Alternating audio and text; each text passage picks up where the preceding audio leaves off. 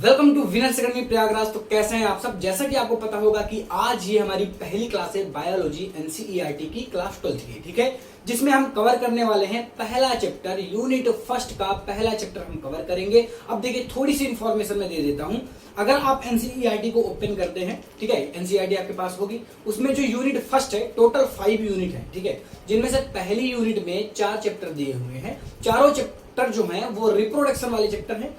पहली यूनिट में हम पढ़ने वाले हैं जो पहला चैप्टर है जिसे हम आज पढ़ेंगे, रिप्रोडक्शन इन ऑर्गेनिज्म, ठीक है, जीवों में जनन। ये चैप्टर जो है वो बेसिक नॉलेज देता है रिप्रोडक्शन की। इसके बाद फिर पढ़ेंगे सेकंड चैप्टर पर सेक्सुअल रिप्रोडक्शन इन प्लांट, मतलब प्लांट में रिप्रोडक्शन कैसे होता है, ये चीजें हम पढ़ेंगे सेक्सुअल रिप्रोडक्शन इन प्लांट में। फिर इसके बाद हम पढ़ेंगे ह्यूमंस में रिप्रोडक्शन कैसे होता है, जिसमें हमें पढ़ना है पूरा कंप्लीट ह्यूमन फील्ड, मतलब कि ह्यूमन में रिप्रोडक्शन कैसे होता है, इसको हम बहुत ही डिटेल में कवर करेंगे।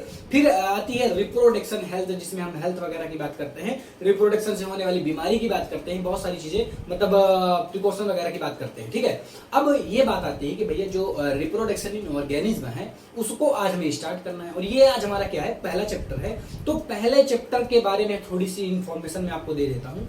ये जो पहला चैप्टर है वो रिप्रोडक्शन का बेसिक नॉलेज आपको देगा, रिप्रोडक्शन के टाइप को बताएगा, रिप्रोडक्शन है क्या उसको बताएगा, कितने प्रकार से हो सकता है, इनमें कौन कौन सी कंडीशंस हैं, कौन कौन से जीव कैसे कैसे रिप्रोडक्शन करते हैं, ये सारी चीजें, मतलब एक तो बेसिक स्ट्रक्चर तैयार करता है रिप्रोडक्शन इन ऑर्गेनिज्म, ठीक है। अगर आप इसको नहीं पढ़ते हैं ना तो जो बाकी के 3 चैप्टर हैं वो आपको समझ में नहीं आने वाले हैं, क्योंकि जो बेस है आपके रिप्रोडक्शन का बनने वाला है वो इसी चैप्टर से बनने वाला है, ठीक है। तो इस चैप्टर को बहुत ही अच्छी तरीके से पढ़िएगा, मैं बहुत ही अच्छी तरीके से लाइन टू लाइन क्लियर करते चलूंगा। एनसीईआरटी का कोई पॉइंट आपसे नहीं छूटेगा, तो एनसीईआरटी की कोई दिक्कत नहीं है। अपना क्या है ना कि एनसीईआरटी के एक एक हेडिंग को एक्सप्लेन करते हुए चलना है, अच्छी तरीके से पढ़ना है और बहुत ही बेहतरीन तरीके से कवर करना है, ठीक है। तो जैसे आप एनसीईआरटी को ओपन करते हैं, पहले ही पेज में सबसे पहला पॉइंट आपको मिलता है, एक तो मिलेगी जीवन अवधि, ठीक है, जिसके बारे में हम डिटेल में आज बात करने वाले हैं। फिर आपको मिलता है जो रिप्रोडक्शन है, वो मतलब रिप्रोडक्शन होता क्या ये बताया गया है। फिर रिप्रोडक्शन के टाइप बताए गए हैं, सेक्सुअल रिप्रोडक्शन, असेक्सुअल रिप्रोडक्शन, मतलब लैंगिक जनन, अलैंगिक जनन, ठीक है। तो आज हम किसकी बात करने वाले हैं, आज हम बात करने वाले हैं जीवन अवधि के बारे में। भैया जीवन अवधि क्या होती है, एनसीईआरटी ने जीवन अवधि को बहुत ही कम डिफाइन किया है, लेकिन डायग्राम वगैरह दे रखे हैं, ठीक है। अब देखिए जीवन अवधि क्या है। देखिए क्या होता है ना कि जब से आपका जन्म हुआ और जब से आपकी मृत्यु होगी, यहाँ पर मृत्यु नेचुरल होनी चाहिए, प्राकृतिक मृत्यु होनी चाहिए। अगर प्राकृतिक मृत्यु नहीं होगी तो उसको हम जीवन अवधि, फिर मतलब जो जीवन अवधि है उसमें नहीं गिनेंगे। क्यों? क्योंकि देखिए एक मृत्यु जो होनी चाहिए वो प्राकृतिक होनी चाहिए, और जन्म से प्राकृतिक मृत्यु तक के बीच के समय को हम क्या कहते हैं, जीवन अवधि कहते हैं। अब सपोज दैट अगर मैं बात करता हूं भैया कि मनुष्य की जीवन अवधि कितनी है, तो इस समय के जो वो मतलब हम लोग हैं जैसे ह्यूमंस वगैरह हैं, तो आप देखते होंगे ज्यादा से ज्यादा 70 से 80 साल ही जीते हैं। मतलब एक तरीके से हम लगभग 70 से 80 साल उम्र कह सकते हैं, किसकी, मानव की कह सकते हैं, ठीक है। तो यही हमारी क्या हो जाती है, जीवन अवधि हो जाती है। तो जैसा कि मैंने अभी आपको बताया कि जो जीवन अवधि है वो क्या है, जीवन अवधि मतलब जन्म से प्राकृतिक मृत्यु। अब भैया ये प्राकृतिक मृत्यु क्या है, जन्म तो हम समझते हैं, ठीक है, लेकिन प्राकृतिक मृत्यु क्या है, जो देखिए आपदाएं नहीं होनी चाहिए। अब सपोज दैट कोई कार वगैरह चला रहा है, एक्सीडेंट हो गया, तो ये क्या है, प्राकृतिक मृत्यु नहीं है, ठीक है, ये आपदिक मृत्यु है, आपदा की वजह से मृत्यु हुई है। प्राकृतिक मतलब नेचुरल तरीके से मृत्यु होना चाहिए, और अगर नेचुरल तरीके से नहीं हो रही तो प्राकृतिक मृत्यु नहीं होगी, ठीक है। तो अगर जन्म की बात करते हैं और फिर इसके बाद प्राकृतिक मृत्यु की बात करते हैं, तो उनके जो बीच का समय होता है उसको हम क्या बोलते हैं, जीवन अवधि बोलते हैं, लाइफ स्पैन बोलते हैं, ठीक है। अब बात ये आती है, अगर मैं एग्जाम्पल की बात करता हूं तो यहाँ पर अगर मैं तोते की बात करूं तो तोता लगभग 140 वर्ष जीता है। मतलब अगर आप एक बार तोता पाल लिए तो आपकी मृत्यु हो जाएगी, लेकिन तोते की नहीं होगी, क्योंकि उसकी उम्र हमसे ज्यादा है, लगभग 2 गुनी, ठीक है। हमारी उम्र लगभग 70, 75, 80 साल, लेकिन तोते की उम्र लगभग 140 वर्ष होती है। इसी तरह अगर मैं कौवे की बात करता हूं तो कौवे की उम्र कितनी होती है, कौवे की उम्र लगभग 15 साल होती है। तो यहाँ पर एक चीज हमें समझ में आती है, एक पॉइंट जो कि एनसीईआरटी का है, ये किसका पॉइंट है, एनसीईआरटी का पॉइंट है। यहाँ पर आपको एक चीज समझ में आ रही होगी, साइज। कुछ साइज से रिलेटेड समझ में आया क्या? अगर आप देखेंगे तोता को, तो तोता और कौवा तो लगभग साइज में समान होते हैं, सभी ने कभी ना कभी देखा होगा, देखा कि नहीं देखा, ठीक है। तो तोता और कौवे को लगभग सभी ने देखा होगा, लेकिन इनकी साइज तो लगभग समान है।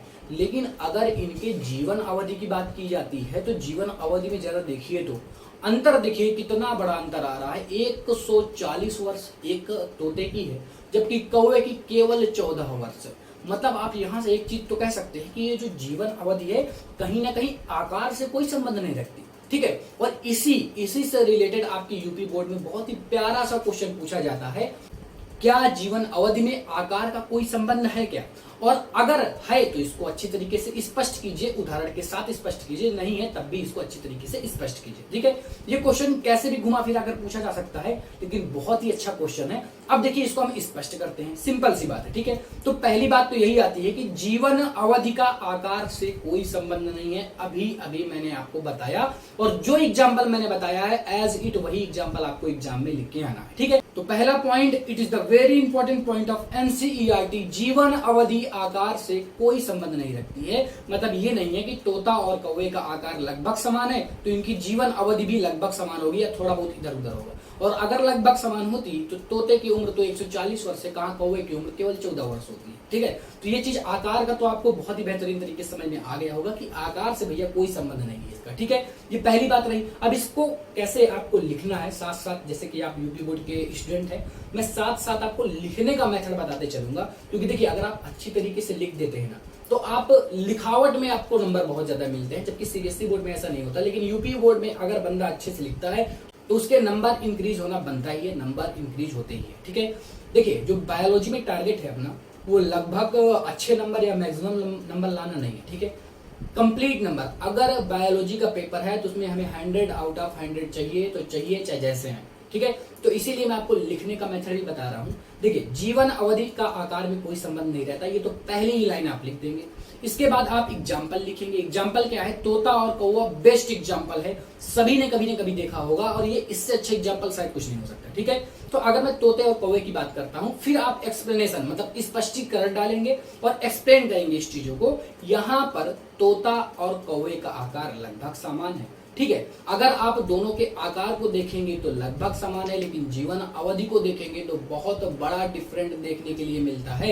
इसीलिए हम कह सकते हैं, इसको स्पष्ट कर सकते हैं कि यहाँ पर आकार से कोई संबंध नहीं है, और अगर आकार से संबंध होता तो फर्क थोड़ा बहुत ही आता, इतना लंबा फर्क नहीं आता कि कहाँ 140 और कहाँ 14 वर्ष, ठीक है। तो बहुत बड़ा डिफरेंट है, इसको आप अपनी लैंग्वेज में भी एक्सप्लेन कर सकते हैं, बेहतर लैंग्वेज में एक्सप्लेन कर सकते हैं। ये तो आपको अच्छी तरीके से समझ में आ गया होगा कि जीवन अवधि का भैया इस पर कोई असर नहीं पड़ता, जीवन अवधि का इस पर कोई असर नहीं पड़ता, जीवन अवधि का इस पर कोई संबंध नहीं है। ये चीज दिमाग में आपके बैठ गई होगी, ठीक है।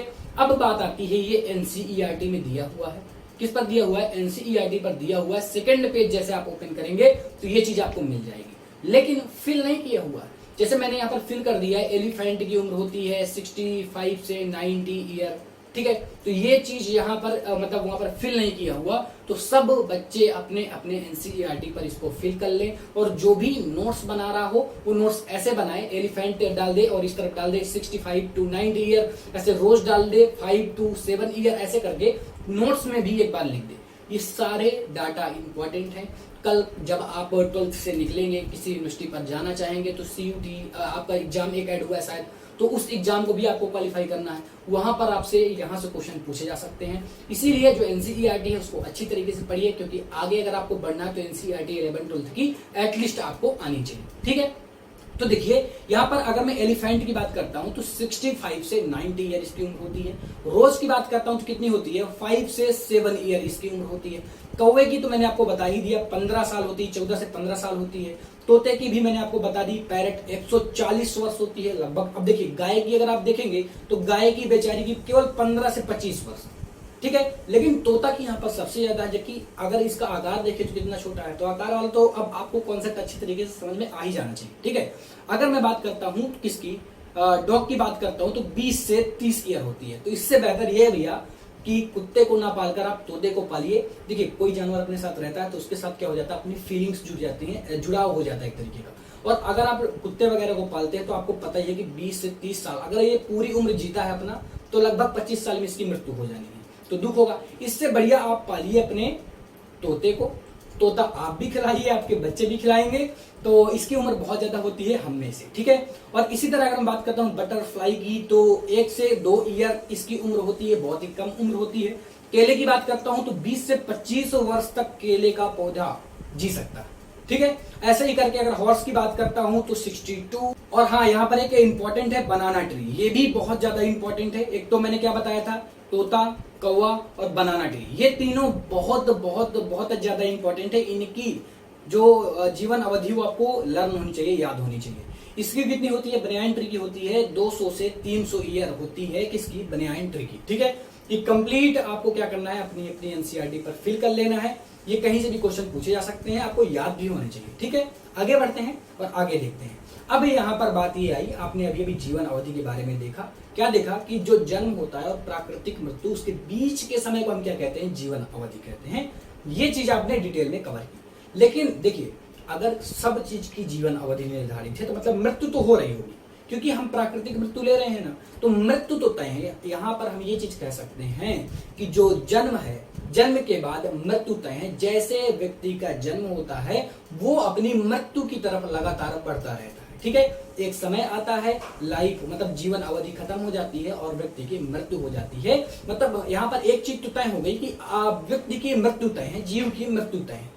क्या ऐसे जीव भी होते हैं क्या भैया जिनकी मृत्यु ही नहीं होती? बिल्कुल होते हैं। कुछ एक कोशिकीय जीव होते हैं जिनकी मृत्यु नहीं होती है। सबसे अच्छा एग्जाम्पल है अमीबा। ठीक है, अब ये अमीबा है, इसकी मृत्यु ही नहीं होती, मतलब ये अमर है।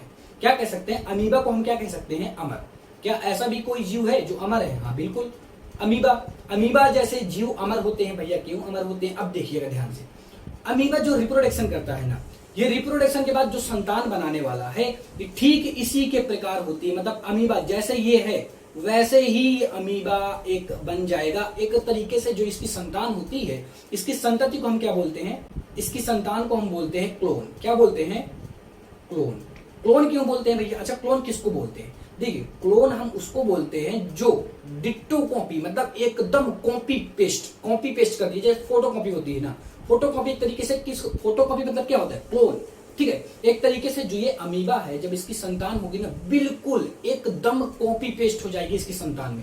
मतलब यहाँ पर ध्यान देने वाली बात ये, जब मैं आपको क्लोन वगैरह पढ़ाऊंगा, जब मैं एसेक्सुअल रिप्रोडक्शन पढ़ाऊंगा, वहां पर मैं अमीबा को डिटेल में कवर करूंगा। ठीक है, तो अभी तो केवल मैं एक चीज बताना चाह रहा था कि जो अमीबा है वो अमर है। भैया अमर क्यों है? क्योंकि ये जो संतान जब ये रिप्रोडक्शन करता है, ये रिप्रोडक्शन पता है कैसे करता है? यही अमीबा दो पार्ट में विखंडन द्वारा करता है। ठीक है, आगे आप विखंडन का मतलब समझ पाएंगे।